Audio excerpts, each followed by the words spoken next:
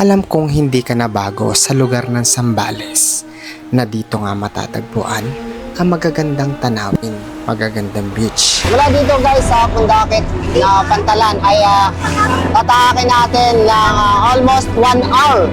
Papunta naman doon sa Nagsasa Beach. Kitang-kita yung mga kabundukan. At yun dito sa aking kanan ay mapapansin nyo nga ay meron din mga isla na maliliit pero dadaanan lang natin yon.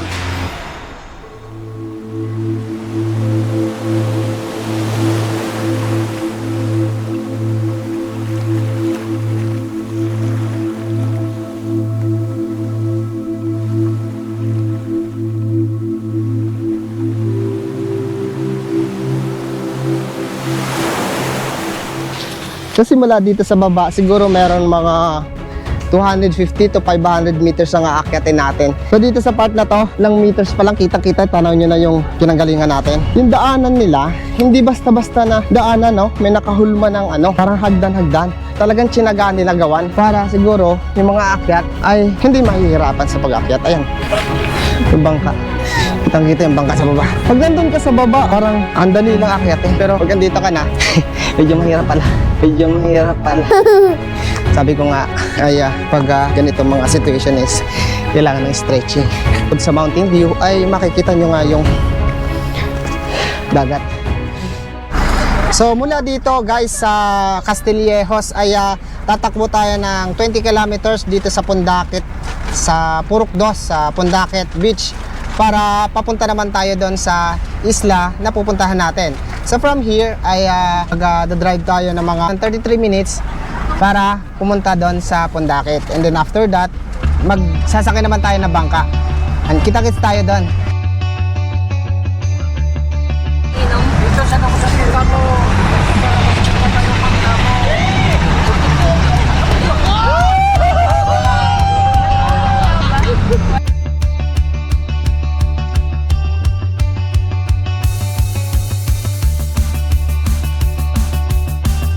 Bukod sa kilalang maraming beach dito sa Zambales ay kilala rin nitong maraming hiking spot. Kaya kung mapapansin natin ay maraming kabundukan dito. Pwede nyo dito rin i-explore kung mahilig kayo sa hiking. So simula dito sa atin sa may parking lot, magbabangka naman tayo na mga 1 hour. Then papunta dun sa Nagsasa Beach. Kaya kung halimbawa ang last trip dito ay 6 PM ay kailangan nyo makarating dito before 6 PM at kailangan nyo din magkaroon ng reservation or contact person para hindi kayo mahirapan once na nandito kayo sa sakayan ng bangka. Ano yung salita nyo dito, kuya? Ilocano.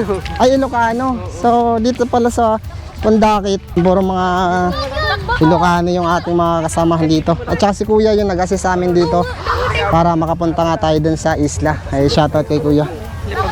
Sige po, salamat kuya. Wala dito guys sa Pundakit na Pantalan ay tatahakin natin ng almost 1 hour. Papunta naman doon sa Nagsasa Beach. Yan. So yan, dito yung mga kasama natin papunta doon. Kasama sila kuya. At ito yung bangka na kinontak natin.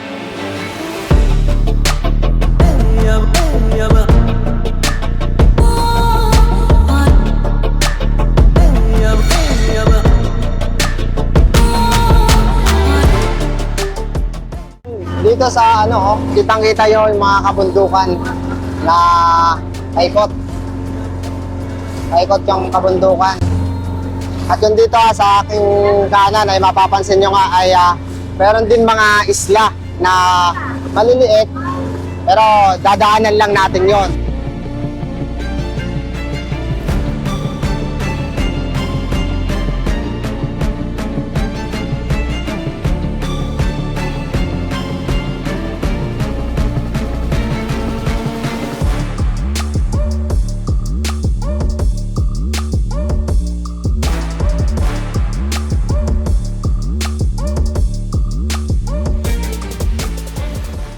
Sa part na to guys, saan makikita natin itong bandang nasa likuran ko, nasa kaliwa ko ngayon. Ayan, ito naman yung tinatawag na Talisayon Cove. Yung mapapansin nga natin ay dito pa lang ay tanaw na nga natin yung white sand Ayan, kung mapapansin mo, yung mga puti na yan, alas 6 na ng hapon ngayon, pero kitang-kita pa rin yung kulay puti dyan sa dalampasigan. Yan yung nagsasa beach. So tara, let's go.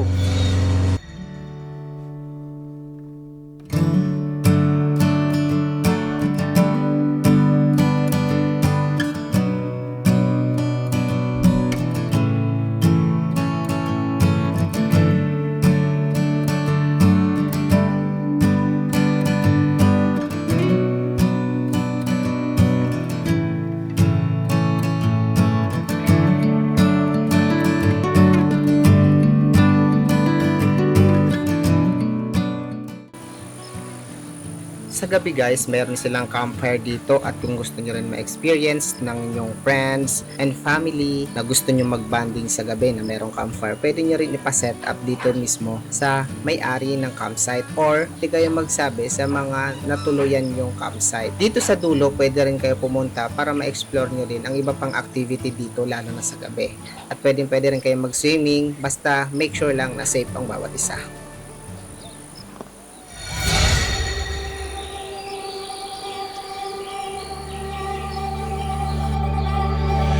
We're the last people standing, still dancing when the lights come on. The music is fading, but this is our favorite part. I used to feel like an outcast, but I think I'm alright after all. 'Cause you make me feel like I belong. You like me from me without all of the glitter, and you make me laugh just like a little kid. And all my insecurities just disappear when you're here with me. And guys, papunta na kami doon sa hiking area. Tapos, paano natin ng pakyat tayo. Tingnan natin kung katulad ba siya ng mga inakyat natin or nakyat natin na bundok doon sa Rizal. Kaya tingnan natin yung difference. Share ko sa inyo yung experience natin dito. Kita-kits tayo mamaya. Let's go! Whenever you're around, if I'm blue again tomorrow, that's alright. 'Cause I'm so damn happy now.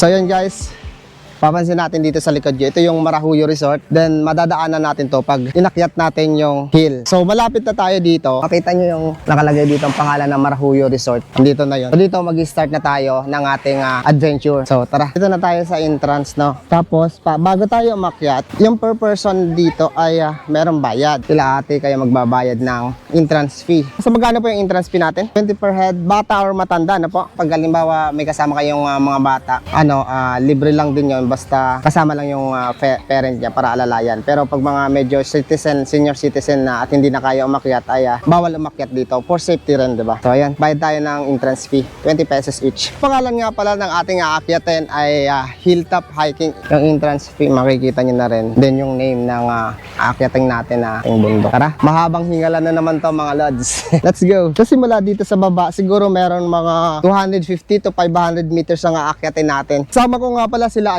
Angel Lock, hindi si Angel Locsin tsaka si Chris na, tsaka yung tropa natin, tsaka si Uncle. Ayan, mga kasama natin. Ang kasama natin dito sa pag-akyat dito sa bundok. So dito sa part na to, mga ilang meters pa lang, kitang-kita, tanaw nyo na yung pinanggalingan natin. Alam nyo guys, yung pag-akyat natin dito, yung daanan nila, hindi basta-basta na daanan, no? May nakahulma ng parang hagdan-hagdan. Talagang tsinagaan nila gawan para siguro yung mga akyat ay hindi mahihirapan sa pag-akyat. Ayan. Sa baba, yung bangka. Kitang-kita yung bangka sa baba. Tanang na tanang sa baba. Ang ganda. Pag nandun ka sa baba, kitang-kita na ang dali lang akyatin. Pero pag andito ka na, medyo mahirap pala. Kasi pag nandun ka, alam tingnan mo ang linis. Ito yung view. Doon na tayo mag-picture sa taas. So kung mahilig kayong umakyat ng bundok at mahilig sa swimming, no? Bagay na sa inyo to. Gawa ng pwede ka na mag-swimming, pwede ka pa mag-adventure. Ganito mga situation is kailangan ng stretching. Stretching natin nung umakyat tayo ng Mount Pulis. Pero doon, yung view natin doon ay puro mountain view. Dito naman, ang kaibahan ay bukod sa mountain view ay makikita nyo nga yung dagat.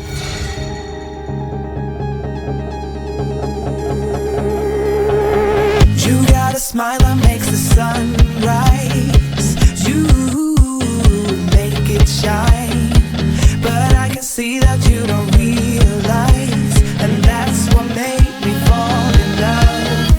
'Cause you got style, the way your body makes my heart beat sound. It's amazing all the time. You are the only thing I need in life. Oh, I want you. Can't you see? I want you.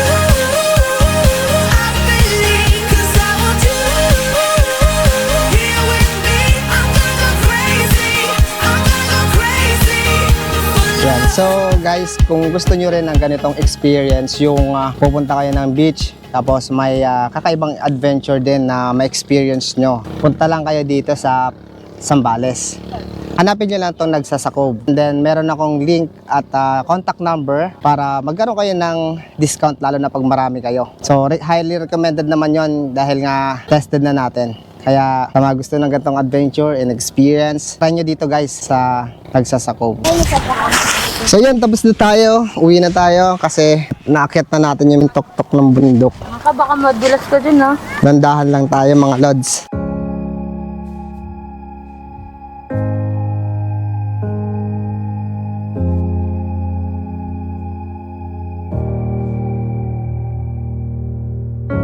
You're like a ghost in my mind. I can't escape you.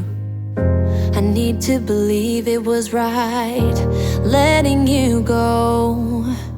'Cause you are like a ghost in my mind. I wanna escape you, but I do not believe it was right letting you go. I can't stand the thought of losing you. Tell me, do you think of me too?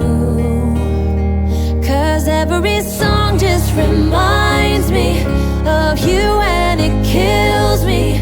No, it was a mistake letting you go. 'Cause every song just reminds me of you and it breaks my heart. You're still here though we're apart. I'm seeing your face in my dreams. I can't escape you. Like a movie on repeat, the scenes just go on. I'm hearing your voice in my dreams. At kung mahilig naman kayo sa jet ski at mahilig kayo sa ganitong sport, available din sila dito. Panoorin nyo to.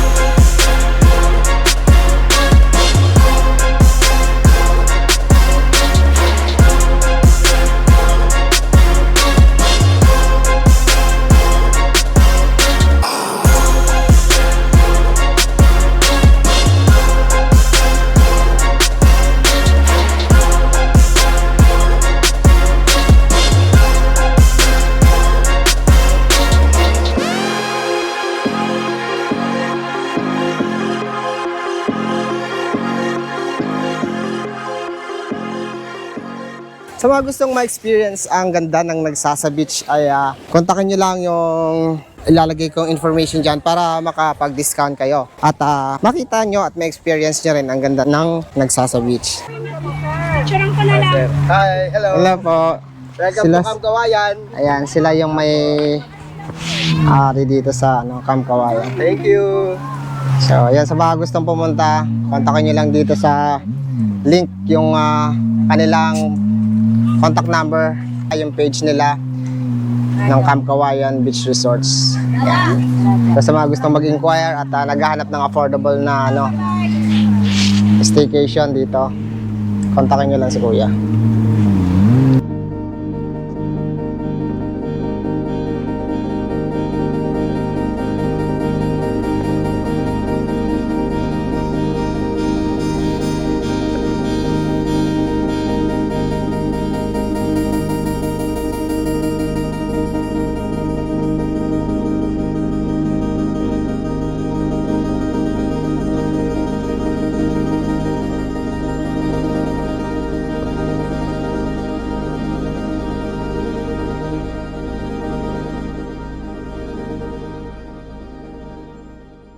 Yan na nga yung sundo natin, no? Pabalik na tayo dun sa isla. Hello. Shoutout natin si Idol. Siya yung kasama natin sa bangka. Sila yung magsusundo sa atin. MJ. Yan, so pabalik na tayo sa pero daan muna tayo ng Talisayin. Sa sa isang beach din na mas malapit dito. Kaya kita-kits tayo doon mga lods and idol. And guys, nag-enjoy ba lahat? Met you at a time when I was so I hope ma-experience nyo rin dito sa Nagsasa Beach para magkaroon din kayo ng kakaibang experience dyan. So, sa mga idol natin dyan, i-invite nyo kayo rito sa Nagsasa Beach. Let's go!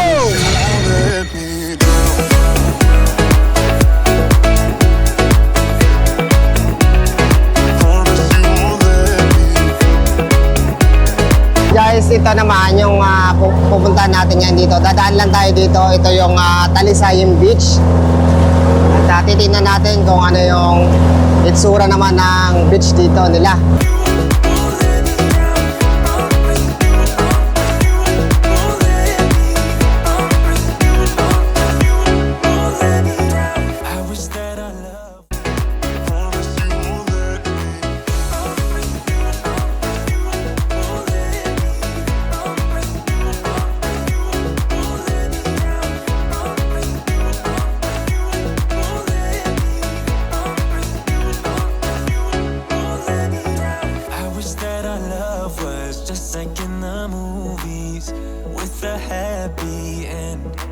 Yan, so dumaan tayo dito sa kabilang beach dito sa Talisayin Beach. So, ayan, ito yung hitsura ng kanilang beach naman dito. Itong pinakita natin na to.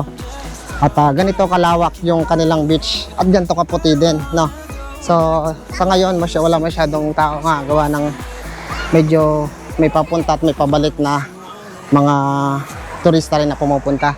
So, ganito gaganda yung Talisayin Beach. I hope you like it.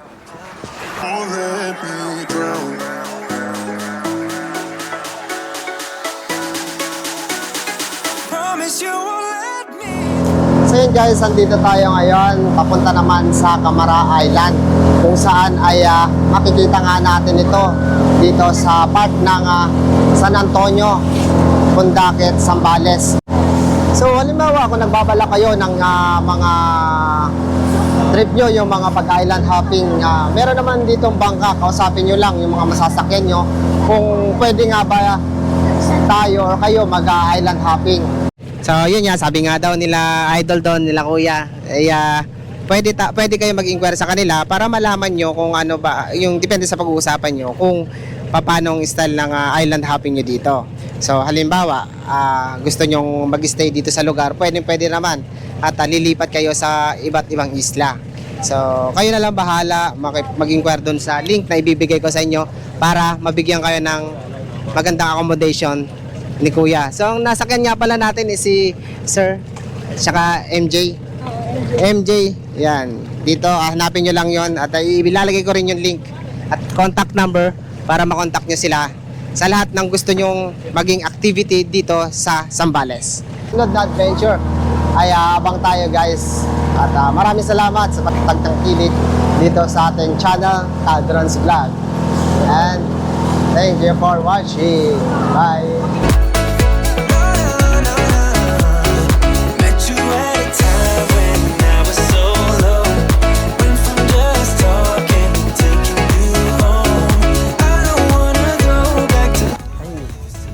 Sir Jaime yung nag-assist sa atin dito sa bangka. Yes, so yung mga gustong pumunta dito, lalo ng mga idol natin dyan sa nakakapanood nito, yan. So kontakan nyo lang si Sir at dito sa kanyang contact number at para makapag-discount kayo anytime. Kontakan nyo lang si Sir. Sir Jaime.